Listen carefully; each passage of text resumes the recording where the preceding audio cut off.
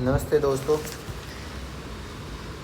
जो भी अभी रिटायर्ड हुए हैं या जिनकी उम्र 60 साल से ऊपर हुई है, अब इन दोनों में मतलब क्या है कि बहुत सारी जगह पे 60 साल से पहले रिटायर्ड हो जाते हैं। जैसे 56, 57, 58 जैसे वेदांता का है और भी जगह का, और उनका कोई पेंशन स्कीम नहीं हो और वो लोग चाहते हैं कि उनके पास जो मनी है उनमें से कुछ हिस्सा वो ऐसे इन्वेस्ट किया जाए जिनसे उनको मंथली इंटरेस्ट मिल सके या मंथली इनकम हो सके। तो बहुत सारी स्कीमें हैं, ठीक है। तो मैंने एक एक्सेल सीट बनाई है जो अभी तक का जो रिस्क फ्री इन्वेस्टमेंट है और जो अच्छा रिटर्न भी दे रहा हो वैसा वाला।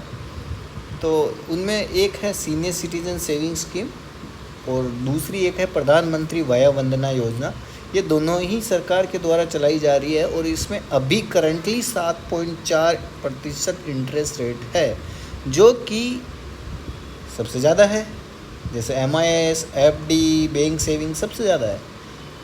तो आप अगर 58 साल में रिटायर्ड हो रहे हो, कोई बोले कि आप तो नहीं इन्वेस्ट नहीं कर सकते, तो आप कर सकते हैं। बस आप जो रिटायर्ड जल्दी हुए हैं उनका डॉक्यूमेंट चाहिए होगा, ठीक है। किसी भी बैंक या पोस्ट ऑफिस में खुला सकते हैं आप जाके।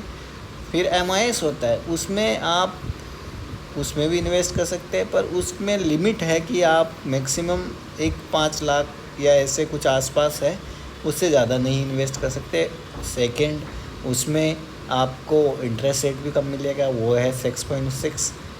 FD में करते हैं बहुत सारे, पर FD में एक लॉक इन पीरियड होता है, प्लस आपको इंटरेस्ट रेट भी तो कम मिल रही है। जब आप सीनियर सिटीजन हैं तो उसका बेनिफिट क्यों ना लिया जाए यार। 2% ज़्यादा, 2% मतलब अगर लंबे टाइम में देखा जाए तो बहुत ज़्यादा फ़र्क आ जाता है। वो अभी हम देखेंगे कितना फ़र्क आ जाता है। तो अब देखते हैं सीनियर सिटीजन। अगर ईयरली आपने इसमें 15 लाख रुपए इन्वेस्ट किए, ठीक है, तो आपका इंटरेस्ट बनता है साल का 1,11,000 रुपया। वही अगर MIS में करें तो सीधा 12,000 रुपये का लॉस, उसमें 99,000 यानी 99,000 रुपये। FD में तो और कम कर लो, 81,000।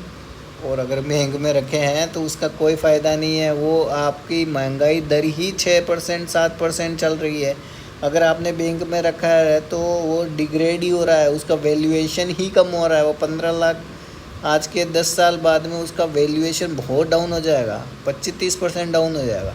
तो आपको वहाँ इन्वेस्ट करना है जो एटलीस्ट 5 या 5 से ऊपर दे, ठीक है। जितना इन्फ्लेशन है उसके बराबर या उससे ज़्यादा दे, तभी आपका वैल्यूएशन थोड़ा ठीक रहेगा, ठीक है। तो अभी जो बेस्ट है, जिनकी उम्र रिटायर्ड हो चुके हैं या 60 साल से ऊपर है, तो वो आप सीनियर सिटीजन सेविंग स्कीम या प्रधानमंत्री वया वंदना योजना में इन्वेस्ट कर सकते हैं। उसमें आपको सालाना 1,11,000, उसको अगर आप मंथली तो नहीं होता है, उसमें 3 मंथ या 6 मंथ या ईयरली होता है। ये मंथली तो मैंने कैलकुलेट कर दिया है, 3 महीने के हिसाब से आपको 27,750 रुपये आपके अकाउंट में क्रेडिट हो जाएंगे।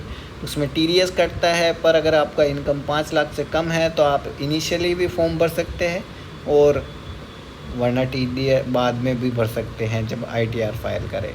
तो मेरा सजेशन है जिनका 5 लाख से कम है वो बैंक में जाए, या ऑनलाइन भी भर सकते हैं। आप भर भरा के ये चीज़ ख़त्म कर लें, ठीक है, जिससे कि आपको पूरा अमाउंट आपके अकाउंट में क्रेडिट हो जाए हर 3 महीने के अंदर, 27,750। जो एक और चीज़ मैं बता रहा था, उसमें क्या था कि सीनियर सिटीजन सेविंग स्कीम और अगर बैंक में रखे तो उनमें तो अंतर ही बहुत ज़्यादा है। अगर मान लो MIS आपने FD में डाल दिया पैसा 10 साल के लिए, और सीनियर सिटीजन स्कीम में डाल दिया है, तो 2% का गैप है। तो सीधा सीधा आपको हर साल लगभग 20-30 हज़ार रुपये का नुकसान हो गया। अगर यही 10 साल रखा तो लगभग 3 लाख से ऊपर का नुकसान हो जाएगा, ठीक है। तो वही छोटी छोटी चीज़ें हैं, छोटी छोटी चीज़ों से ही महान बना जाता है, बस यही है। अगर यही इन्वेस्टमेंट आपका मान लो कि 15 लाख ना लगा के कोई 10 लाख लगाए, तो उसका कैलकुलेशन ये है,